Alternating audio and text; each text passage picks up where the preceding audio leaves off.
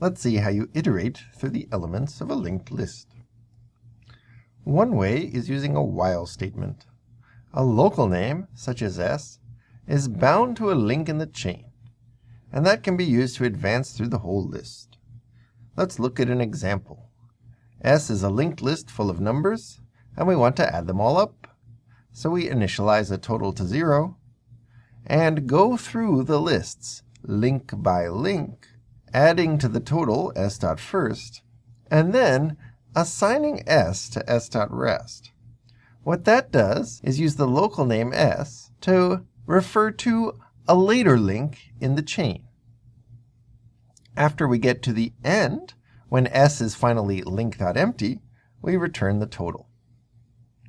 Let's glance at an environment diagram for what's going on.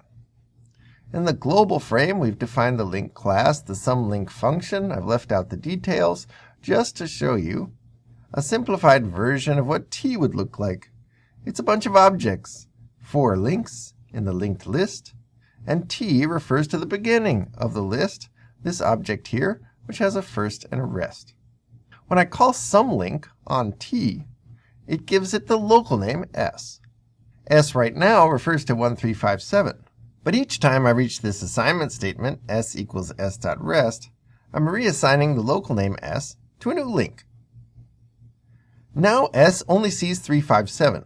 There's no way to get back to the 1, but I've already added it into total, so that's okay. And then s is assigned to s.rest again.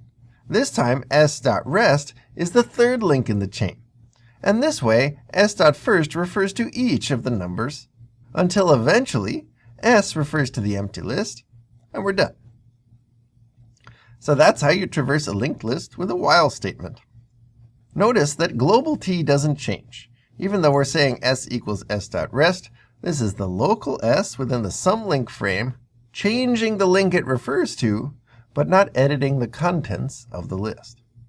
Another way to traverse a list is with recursion, where each recursive call is on a shorter list. Here's the same 1357. I'm calling SumLink, but this time the implementation says, if s is empty, the sum is 0. Otherwise, add s.first to the sum of the rest of the list. A sketch of the environment diagram would again have T referring to 1357. The first call to SumLink would also refer to 1357, but SumLink on s.rest introduces a new frame whose local s refers to s.rest, which in this case would be just 357, and its recursive call is just 57. So in this case, we are walking our way through the list link by link until we reach the end, but global T doesn't change. Each recursive call sees a suffix or end of the list, but the global frame still sees the whole list.